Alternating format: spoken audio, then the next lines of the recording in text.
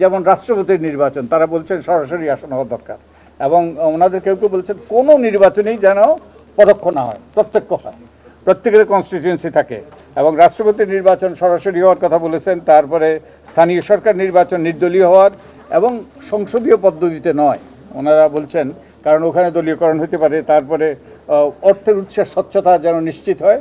তারপরে নির্বাচন কমিশন রাজনৈতিক ঐক্যমত্যের ভিত্তিতে যেন এগুলো নিয়োগপ্রাপ্ত হয়, এবং আমরাও এগুলো নিয়ে আপনাদের সাথে কথা বলছি। আমরাও ভাবছি ইভিএম বনাম অনলাইন ভোট, এবং তারা প্রযুক্তি ব্যবহারের কথা চিন্তা করার জন্য আমাদেরকে অনুরোধ করেছেন। আমরাও এ নিয়ে ভাবছি, বিশেষত প্রবাসীদের ভোটের ব্যাপারে।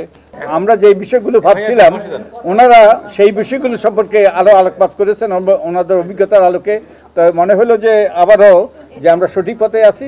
কিছু কিছু গুরুত্বপূর্ণ বিষয় তারা গুরুত্বপূর্ণ বিষয় জোর দিয়েছেন, যেমন রাষ্ট্রপতির নির্বাচন, তারা বলছেন সরাসরি আসন হওয়া দরকার, এবং ওনাদের কেউ কেউ বলছেন কোনো নির্বাচনেই যেন পরোক্ষ না হয়, প্রত্যক্ষ হয়, প্রত্যেকের কনস্টিটিউয়েন্সি থাকে, এবং রাষ্ট্রপতির নির্বাচন সরাসরি হওয়ার কথা বলেছেন। তারপরে স্থানীয় সরকার নির্বাচন নির্দলীয় হওয়ার এবং সংসদীয় পদ্ধতিতে নয় ওনারা বলছেন, কারণ ওখানে দলীয়করণ হতে পারে। তারপরে অর্থের উৎসের স্বচ্ছতা যেন নিশ্চিত হয়।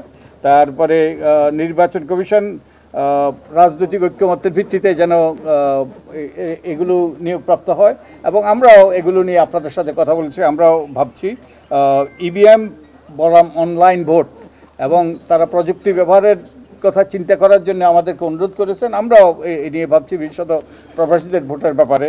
তারপরে হলফনামা যাচাই বাছাই করা, হলফনামাতে মিথ্যা তথ্য দিল কিনা এগুলো নিশ্চিত করা, এবং কত শতাংশ ভোট পেলে নির্বাচিত হবে, যে 1%, 10% নাকি 50%-এর বেশি, এই বিষয়টার উপর রান অফ ইলেকশন হবে কিনা সে বিষয়ে তারা বলেছেন, এবং তারা না ভোটের ফিরিয়ে আনার জন্য বলেছেন, এবং নির্বাচন কমিশন গঠনের ব্যাপারেও তাদের গুরুত্বপূর্ণ প্রস্তাবনা ছিল রাজনৈতিক ঐক্যমত্যের ভিত্তিতে নির্বাচন কমিশন গঠনের।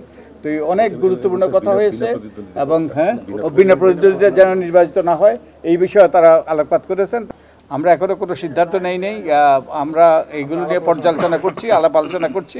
আমরা সেই বিষয়টা আমরা সিদ্ধান্ত নেব সবার মতামত শোনার পর, এবং আমরা উনি ভালো বলতে পারতেন যে যেটা হলো সবগুলো নির্বাচন, ইউনিয়ন পরিষদ, পৌরসভা, উপজেলা, তারপরে জেলা পরিষদ, সিটি কর্পোরেশন, সবগুলো নির্বাচন একই দিনে এটা করার কথা ওনার জোরালো প্রস্তাব ওটা ওনার। আচ্ছা।